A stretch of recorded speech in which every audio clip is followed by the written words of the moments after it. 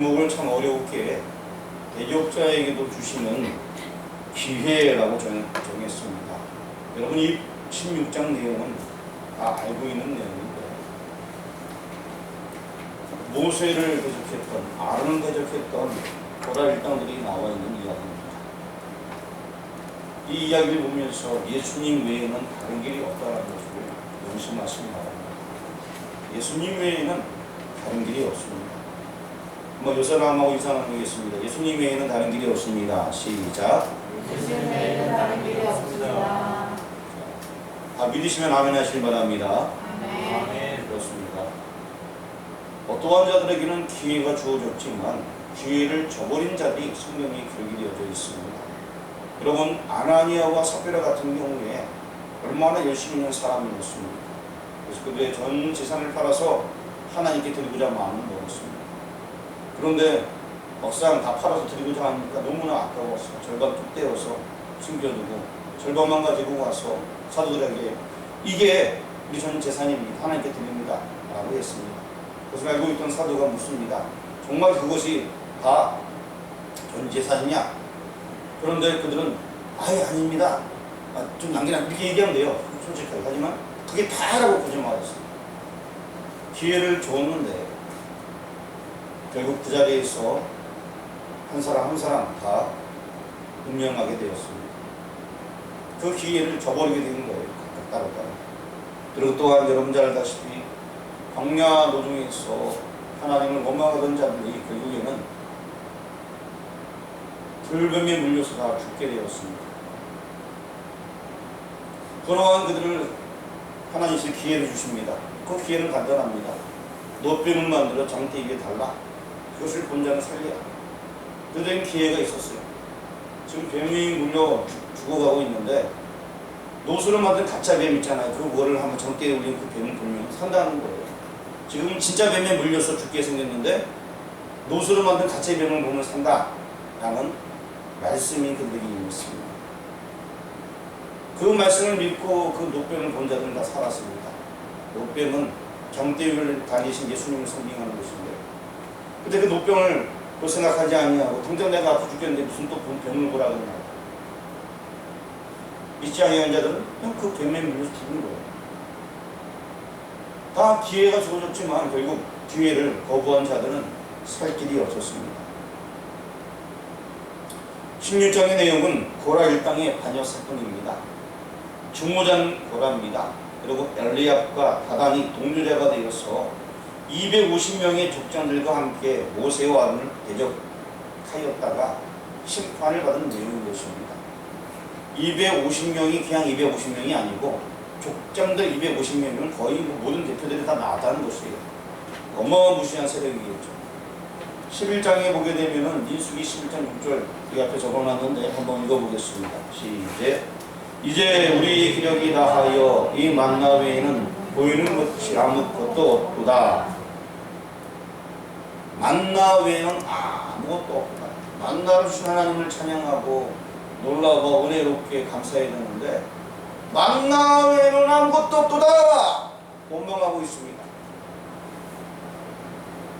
생명의 떡으로 오신 예수님을 상징하는 이 만나를 원망하고 있는 거예요. 예수님을 원망하고 있는 것입니다.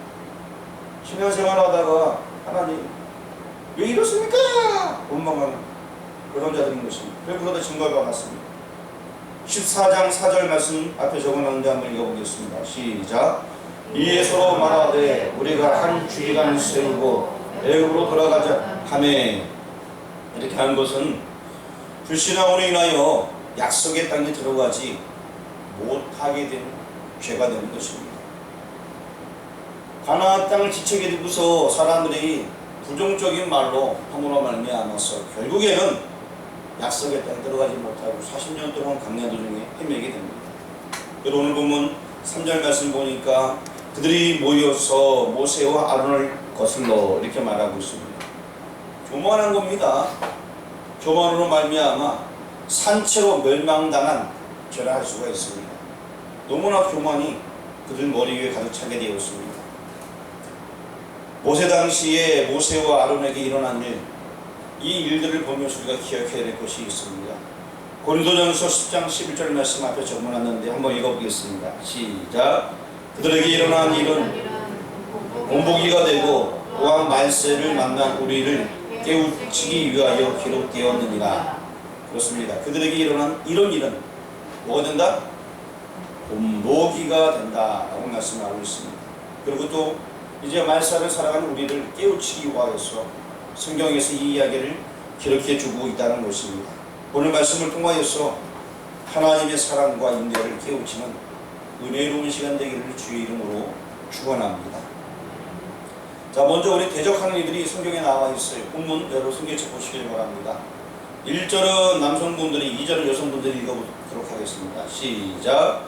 레이의 증손 고아스의 손자 이스라엘의 아들 고라와 루벤 자손 엘리압의 아들 가단과 아비람과 벨렛의 아들 온이 강을 짓고 이스라엘 자손 총회에서 택각을 받은 자, 곧 회중 가운데에서 이름 있는 주의가 250명과 함께 일어나서 모세를 거스르니라.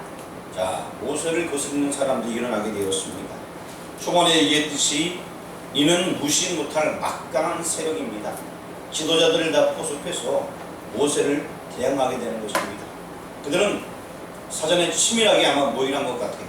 그리고 거사를 세운 것 같습니다. 일어나서라고 하고 있습니다. 즉 들고 일어났다는 것입니다. 그렇다면 이들이 누구를 대적하고 있을까?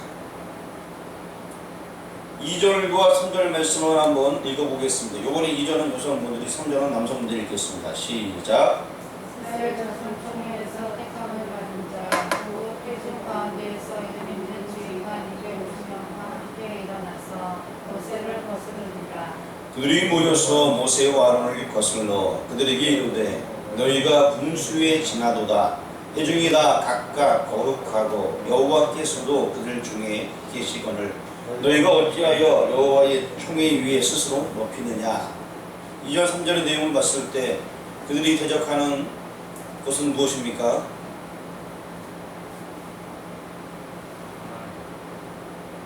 여기 본문에 나와 있는 것 갖고 얘기해 주세요. 2절 3절 중에서 모세를 거스르니라라고 2절에 말씀하고 있고 3절에는요 모세와 아론을 거슬러 이렇게 말하고 있습니다. 결국 모세와 아론을 거슬른다는 것입니다. 그럼 대적하는 이유가 무엇일까요? 3절 말씀 보니까 너희가 분수에 지나도다 라고 얘기하죠. 분수에 지나도다. 그리고 또 3절 말씀 후반부에는 어찌하여 여호와의 총회 위에 스스로 높이느냐 이렇게 말하고 있습니다. 왜 너희는 모세와 아론 너희는 맨날 그 앞에 서갖고 있느냐? 우리도 다 제사장 그 반열에 속한 자들인데 왜 너희들만 이렇게 앞장서서 있느냐? 우리도 레위 지파인데 같은 레위 지파인데 어찌 너희들만 앞서 있느냐? 대장처럼 행동하느냐? 이렇게 얘기하는 것입니다. 본문을 또 자세히 찾아보게 되면 물론 모세와 아론을 대적하는 것인데요. 11절 말씀 보게 되면은 그들이 모세보다는 아론에 대해 직접적으로 지금 불만이 많아요. 모세도 같이 포함하고 있지만 아론은 제사장 중에 대제사장이었기 때문에 예배에 관한 모든 것들을 다 집도하는 사람이었어요. 그러다 보니까 같은 레위인의 입장에서 좀 아론이 모든 걸 다 차지하고 있다는 것처럼 느끼니까 성경에서는 모세로 같이 얘기하지만 실제적으로 이 아론에 대한 비중이 많이 큰 것 같습니다. 11절 말씀 읽어보겠습니다. 이를 위하여 너와 너희 무리가 다 모여서 여호와를 거스르는도다. 아론이 어떠한 사람이기에 너희가 그를 원망하느냐 하면서 11절 말씀은 여호와를 거스른다라고 말씀하고 있고 아론에 대해서 이야기하고 있습니다. 즉 이 아론의 제사장 직분 때문에 제사장도 그냥 제사장이나 대제사장 직분 때문에 다른 지파 사람들이 아마 왜 같은 레위 지파로서 너는 대제사장 역할을 하면서 많은 앞에 서갖고 혼자 이걸 다 하려고 하느냐 라고 얘기하고 있는 것입니다. 그렇다면 이 시점에서 이렇게 주동한 주동 세력, 이 주동 세력 고라가 누군가를 한번 살펴보길 원합니다. 자, 고라는 누구일까요? 주동자 고라는 레위 지파로 모세와 아론과 같은 고핫의 손자예요. 그래서 뭐 1절에도 간략하게 나와 있고요. 출애굽기 6장에 보게 되면 자세하게 소개되어 있습니다. 고라 역시 모세의 할아버지, 그러니까 모세의 할아버지랑 아론의 할아버지랑 고라의 할아버지가 다 같다는 거예요. 단지 모세와 아론은 같은 형제이고, 그 다음에 할아버지는 같지만 고라는 이제 그 아버지가 다른 거죠. 이런 식으로 이렇게 되어져 있는 것입니다. 그래서 결국에는 이들은 뭐 다 친척지간이 가까운 사람들이에요. 얼마나 가까운 사람입니까? 다 할아버지, 똑같은 할아버지를 둔 가족들이에요, 가족. 굉장히 가까운 그러한 뭐 사촌 뭐 이런 관계입니다. 그래서 고라 일당의 주장 같은 경우에는 아론과 그의 자손들은 제사장이 되고 자신들은 왜 제사장 보조 역할만 하느냐. 제가 몇 번 얘기했지만 나도 레위 지파인데 우리 할아버지는 난 같은 할아버지인데 니네 할아버지는 우리랑 같은데 왜 너희는 대제사장 역할을 하고 있고 나는 뭐야? 라고 얘기하는 거예요. 그래서 이 점이 모세가 그들을 향해서 10절에 말씀하고 있습니다. 10절 읽어보겠습니다. 하나님이 너와 내 모든 형제 레위 자손으로 너희와 함께 가까이 오게 하셨거늘 너희가 우리여 제사장의 직분을 구하느냐. 자, 결국 레위 자손으로서 레위 지파로 가까이 오게 하셨다라고 하고 있습니다. 레위 지파가 하는 역할들은 여러분 알다시피 예비의 모든 것들을 주관하는 것입니다. 레위 지파는 특별히 고핫 같은 경우에는 찬양을 담당하는 사람이었어요. 그래서 굉장히 중요한 역할을 하는 사람이었어요. 하나님께 가까이 나와서 그런 일을 하는 사람입니다. 또한 작당을 무했던 많은 사람 역시 마찬가지 레위 지파로서 그 사람들은 성경 기구를 운반하는 사람들이었고 또 관리하는 사람들이었고 다 예비에 관련된 사람들이었어요. 같은 레위 지파였는데 이들이 하나님 앞에 가까이 오게 하는 특별한 권한을 받은 사람들이었는데 지금 직분에 대해서 뭐라고 하니까 모세가 10절에 왜 제사장 직분을 구하는 너희들의 직분이 있지 않느냐 같은 레위 지파로서 그 얘기를 지금 하고 있습니다. 결국 이러한 속에서 옥신각신하는 데서 모세의 첫 번째 반응이 나오게 됩니다. 모세의 첫 번째 반응은 무엇일까요? 대적하는 이들에 대한 모세의 첫 번째 반응은 따라하시기 바랍니다. 기도였습니다. 뭐였다고요? 기도였습니다. 그래서 우리 4절 말씀 한번 다 같이 읽어보겠습니다. 시작. 모세가 듣고 엎드렸다가 성경에서 엎드린다는 것은 제가 주로 뭐라 그랬죠? 엎드린다는 것은 기도 혹은 예배를 가르칠 때 성경에 엎드린다는 용어를 쓰고 있습니다. 누구한테 엎드린다? 하나님 앞에 엎드린다는 거예요. 이는 그냥 엎드리는 뜻이 아니라 기도하는 모습 기억하시길 바랍니다. 사실 우리 인간에는 기도밖에는 없어요. 연약한 인간이 하나님의 도움을 받지 않고서는 어떻게 이 험악한 세상을 이기겠습니까? 그리고 또 오늘 본문은 아니지만 22절 말씀, 성경 22절 앞에도 적어놓고 성경에도 있는데 우리 22절 말씀 한번 읽어보겠습니다. 시작. 그 두 사람이 엎드려 이르되 하나님이여 모든 육체의 생명의 하나님이여 한 사람이 범죄하였거늘 온 회중에게 진노하시나이까. 그렇습니다. 이 엎드린다는 것은 하나님께 기도하는 그런 모습인 것입니다. 하나님만 바라보고 의지하는 자세, 오직 하나님만 의지하는 것입니다. 어려운 일 당할 때 뭐 해야 된다? 기도해야 된다. 앞길 깜깜할 때 뭐 해야 된다? 기도해야 된다. 기도가 우리의 호흡입니다. 기도가 만사를 변화시킵니다. 기도 외에는 다른 방법이 없다라고 성경이 말씀하고 있습니다. 16장 45절 말씀도 한번 읽어보겠습니다. 시작. 너희는 이 회중에게서 떠나라. 내가 순식간에 그들을 멸하라 하노라 하시매 그 두 사람이 엎드리니라. 엎드린다는 것을 기도할 때 항상 표현하고 있습니다. 기도는 모든 문제를 해결합니다. 이런 모습이 16장에서는 4절, 22절, 45절에 나타나고 있습니다. 그리고 또 14장 5절에도 나와 있는데 앞에 적어놨는데 우리 14장 5절 말씀을 같이 읽어보겠습니다. 시작. 모세와 아론이 이스라엘 자손의 온 회중 앞에서 엎드린지라. 그렇습니다. 기도만이 능력이 나타나니까. 사실 이 모세는요, 어려울 때마다 정말 기도했어요. 그냥 기도한 거예요. 엎드린 거예요. 성경에 보면 모세가 정말 엎드린 부분이 많이 나옵니다. 엎드렸다니까 살짝 아이고 허리 하고 엎드렸다 이런 거 아니고요. 문제가 생기면 바로바로 엎드려 기도하는 모습이 성경에 계속 나와 있습니다. 여러분, 다윗 같은 경우도 기도하는 사람이었어요. 모든 일에 기도하면서 하나님께 묻는 사람이었습니다.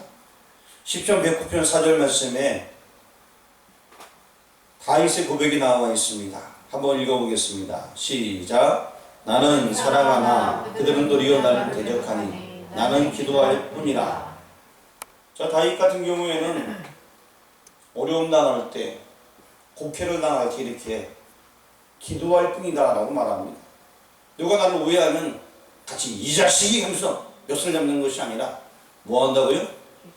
기도할 뿐이다. 상대방이 지금 나를 대적하는데 어떻게 한다? 기도한다. 누가 나한테 뭐라 그러면은 나한테 꿀밤 한 대 때리면 난 꿀밤 2대 때리고 뺨 한 대 때리면 난 3대 때리려고 하잖아요. 모세는 기도했고 다윗도 역시 기도한다 라고 말하고 있습니다. 뛰어난 왕도, 뛰어난 이 다윗 같은 경우도 기도하면서 일을 해결했습니다.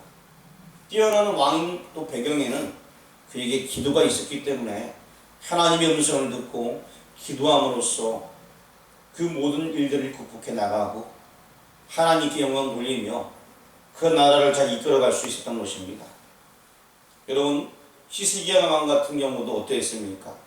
어려움이 닥칠 때 뭐 했습니까? 앞에 적어놨는데 이사야 38장 2절 말씀 읽어보겠습니다. 시작. 히스기야가 얼굴을 벽으로 향하고 여호와께 기도하여. 그렇습니다. 많은 왕들도, 정말 하나님께 인정받는 왕들은 어려울 때마다 뭐 했다고요? 우리 옆서 나누고 인사 나누겠습니다. 기도합시다. 또 인사합니다. 기도는 만사를 변화시킵니다. 시작. 기도는 만사를 변화시킵니다. 자, 또 한 번 마지막으로 인사합니다. 기도는 살고 죽는 문제도 해결합니다. 시작. 기도는 살고 죽는 문제를 해결합니다. 예, 살고 죽는 문제, 기도로 응답받는 여러분 되기를 주 이름으로 축원합니다. 아멘. 사람을 바라본다는 것은 도움이 되지 못해요. 사람은 한계가 있습니다. 그리고 사람의 여러 가지 우리가 뭐 의술도 의지하지만 의술도 한계가 있습니다. 사람이 하지 못할 부분들이 너무나 많아요. 못하는 게 더 많습니다. 하나님께 엎드려 하는 것이 가장 근본적인 태도예요. 그리고 또 하나님께 엎드릴 때 하나님께 지혜를 주시면 그 지혜를 가지고 그 문제를 해결하는 것입니다. 대적하는 이들을 향한 모세의 첫 번째 반응은 뭐였다고 했죠? 예, 기도였습니다. 두 번째 반응은 이제 권면입니다. 모세가 그들을 향해서 권면하게 됩니다. 자, 우리 오늘 본문 말씀으로 들어가서 7절, 8절, 9절, 10절 말씀을 한 절 한 절 읽겠는데요. 이번에는 제가 볼 때 이쪽에 계신 분들이 7절, 이쪽에 계신 분들이 8절, 9절, 10절 이렇게 나눠서 읽도록 하겠습니다. 시작. 내일 여호와 앞에서 그 향로에 불을 담고 그 위에 향을 두라. 그때 여호와께서 택하신 자는 거룩하게 되리라. 너희 자손들아, 너희가 너무 분수에 지나치느니라. 모세가 또 너희에게 이르되 너희 자손들아 들으라. 이스라엘의 하나님이 이스라엘 회중에서 너희를 구별하여 자기에게 가까이 하게 하사 여호와의 성막에서 봉사하게 하시며 회중 앞에 서서 그들을 대신하여 섬기게 하시니 너희에게 작은 일이겠느냐. 하나님이 너와 내 모든 형제의 자손으로 너와 함께 가까이 오게 하셨던걸 너희가 오히려 제사장의 직분을 구하느냐. 아멘. 첫 번째 모세는 엎드려서 어떻게 할 것을 기도하면서 아래가 없고 또 그 모든 것을 신중히 확정한 후에 레위 자손들아 너희가 너무 분수에 지나치느니라 라고 말하고 있습니다. 그러면서 이스라엘의 하나님 그 하나님께서 이스라엘 회중에서 너희를 구별하여 자기에게 가까이 하게 하사 9절 말씀 보니까 그들을 분명히 구별했고 그 다음에 가까이 오게 하셨다는 것입니다. 그리고 또 성막에서 봉사하게 9절 말씀 제가 9절 말씀 보시길 바랍니다. 9절 말씀 딱 보면은 다시 설명드릴게요. 이스라엘 회중에 너희를 어떻게 구별하였다라고 9절에 말씀하고 있고 그 다음에는 하나님 앞에 가까이 오게 하셨다라고 말씀하고 있습니다. 그 다음에는 성막에서 봉사하겠다. 그 성막이 누구의 성막이냐? 여호와의 성막이라는 거예요. 결국 하나님께 가까이 오게 해서 일하게 하셨다는 것입니다. 그리고 또 많은 회중들 앞에서 대신하여 섬기게 하였다. 그것이 결국 작은 일이더냐? 라고 얘기하고 있습니다. 야, 너희들이 맡은 직분이 작은 거야, 큰 거야? 큰 거라고 좀 얘기해주고 있습니다. 10절 말씀 다 같이 한번 읽어보겠습니다. 하나님이 너와 내 모든 형제 레위 자손으로 너와 함께 가까이 오게 하셨거늘 너희가 오히려 제사장의 직분을 구하느냐?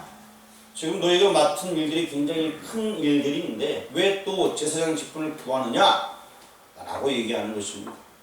엎드렸다가 행한 모세의 말, 엎드려서 기도한 연후에 하나님의 음성을 듣고 하나님의 뜻을 그대로 대변하고 있는 것입니다. 레위인의 직무가 성막 봉사였기에 핵심적인 특권을 가지고 있었습니다. 그래서 아까 얘기했듯이 9절에 가까이 오게 하사, 가까이 하게 하사 10절 말씀에도 가까이 오게 하셨거늘 하나님 앞에 가까이 와서 섬긴다는 것은 보통 큰 일이 아니라는 것입니다. 대단한 것이라는 것입니다. 그래서 하나님 앞에 가까이 오는 것을 지금도 굉장히 소중히 여기면서 하나님 앞에 가까이 오기를 애쓰는 사람들이 종종 있습니다. 그래서 주일날은 누구보다 먼저 와서 물론 토요일날 청소하는 사람이 있어도 다시 한번 싹 둘러보고 청소하는 그런 사람도 있다고 합니다. 우리 교회 말고 다른 교회에 보면은 그런 사람이 있대요. 그러고 나서 또 항상 그 자기가 뿌리는 그 냄새 좋은 뭐 있어요. 락스는 아니고 뭐 그걸 갖고 여기 반들반들 강다산이고 뭐 광내는 사람도 있어요. 또 교회별로. 그래갖고 정말 이게 중요한 걸 생각하고 아무도 손 못하게 하는 거예요. 그거 싹 하는 거예요. 심지어 제가 예전에 그 다른 지역에 있을 때 그 저희 이제 그 목회자들이 약간 그 모임을 갖게 되었는데 중등부실이었어요. 그 교회는 좀 큰 교회다 보니 중등부실이 굉장히 컸어요. 그래서 뭐 중등부실이 한 200명 들어가는 좌석이 그렇게 쫙 있더라고요. 앉았는데 뽀득뽀득 의자가 막 밀리는 거예요, 이렇게. 그래갖고 이거 왜 이렇게 밀리냐고. 이 냄새도 좋은 냄새 나는 막 뽀득뽀득 의자가 막 밀리길래 이거 이렇게 반들반들하냐 물어보니까 권사님들이 서로 하고 싶어갖고 다 맡아갖고 하는데 그 돌아가면서 하는데 그래서 그 대회실에는 또 다른 사람도 있고 뭐 다 있대 정해져갖고 서로 자기네끼리 하고 싶어갖고 막 한다는 거예요. 중등부실이 그냥 그 앉았는 의자가 뽀득뽀득한 거예요 그냥. 그리고 그 향내가 탁 나오더라고요. 의자가 반들반들하고. 그 얘기 듣고서 야 정말 하나님 옆에 가까이 오게 하사 하나님 은혜 가운데 일하려고 하는 사람들이 이렇게 많구나 라는 생각이 들었습니다. 자 그렇습니다. 이 레위 직분을 가진 자들이 이렇게 일하는 것들이 굉장히 중요한 거예요. 그리고 또 무엇에 비할 수 없는 하나님의 은총인 것입니다. 그런데 좀 더 깊게 생각하면요. 죄로 말미암아 하나님께 접근할 수 없기 때문에 죄인들이 하나님 앞에 나올 수 있다는 자체가 은혜고요. 하나님의 일을 할 수 있다는 자체가 상당히 기쁨이고 놀라운 은혜인 것입니다. 우리 히브리서 4장 16절 말씀 앞에 정관하는데 한번 읽어보도록 하겠습니다. 시작. 그러므로 우리는 긍휼하심을 받고 때를 따라 돕는 은혜를 얻기 위하여 은혜의 보좌 앞에 담대히 나아갈 것입니다. 이것은 무엇으로 바꿀 수 없는 특권이에요. 특권. 굉장히 큰 은혜인 것입니다. 하나님 앞에 나온다는 그 자체가 엄청난 겁니다. 물론 레위 지파는 제사장을 시종하는 자들입니다. 그런데 성경은 말씀합니다. 고린도전서 12장 29절 말씀 앞에 적어놨는데 읽어보겠습니다. 시작. 다 사도이겠느냐? 다 선지자이겠느냐? 다 교사이겠느냐? 다 능력을 행하는 자이겠느냐? 그렇습니다. 각각 다 직분이 있는 거예요. 내 직분 자체가 레인이지만 레인으로서 제사장의 시중을 두는 역할이라면 그 역할을 감당하면 되는 거예요. 역할이 그거라는 거예요. 역할 자체가. 그리고 그 역할이 굉장히 중요하다는 것입니다. 엄청나게 중요하다는 거예요. 그 역할이 없으면 그 조직이 돌아갈 수 없기 때문에 그렇습니다. 그 역할이 굉장히 중요한 거예요.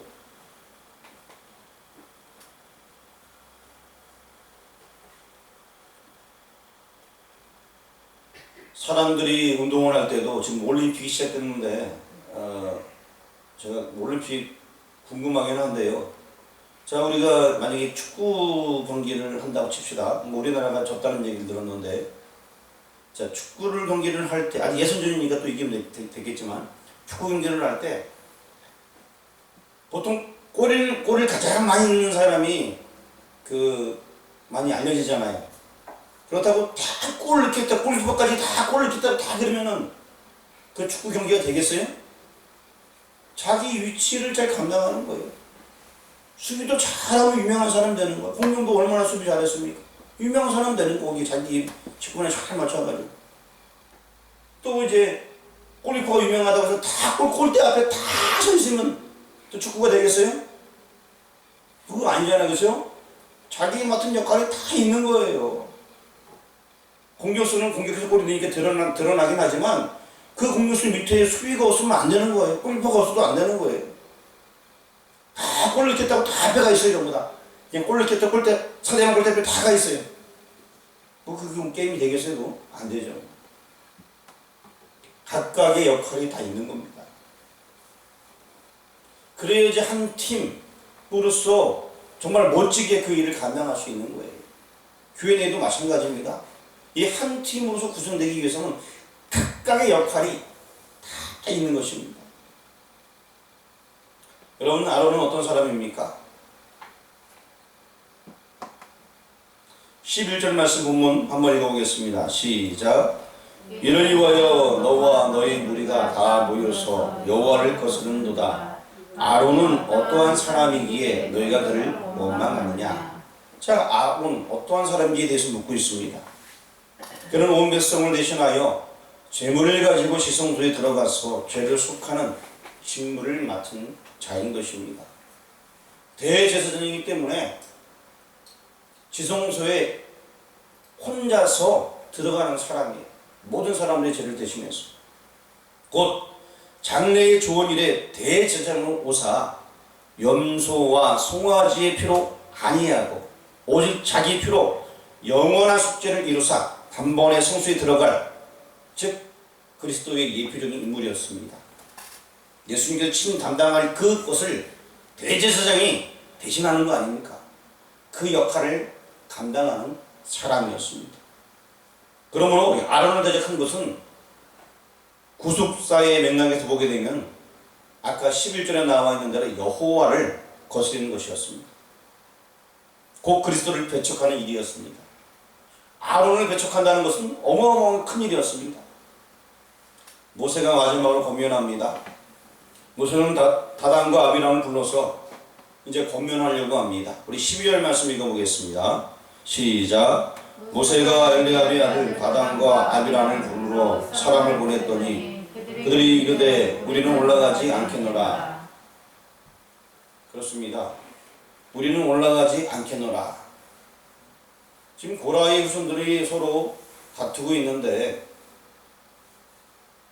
고라의 후손들이 다투고 있어서 그 중에 대표적인 사람들을 좀 불러가지고서 모세가 마지막으로 권면을 하려고 하고 있습니다. 일로 와라. 근데 올라가지 않겠노라 라고 12절에 말씀하고 있습니다. 13절 말씀 한번 읽어보겠습니다. 시작. 내가 우리를 젖과 끓이는 땅에서 이끌어내고 강야에서 죽이러 함이 어찌 작은 일이기에 오히려 스스로 우리 위에 왕이 되려 하느냐. 자, 여기 보니까 젖과 꿀이 흐르는 땅에서 이끌어내요. 그럼 여기 젖과 꿀이 흐르는 땅이 어디라는 거예요?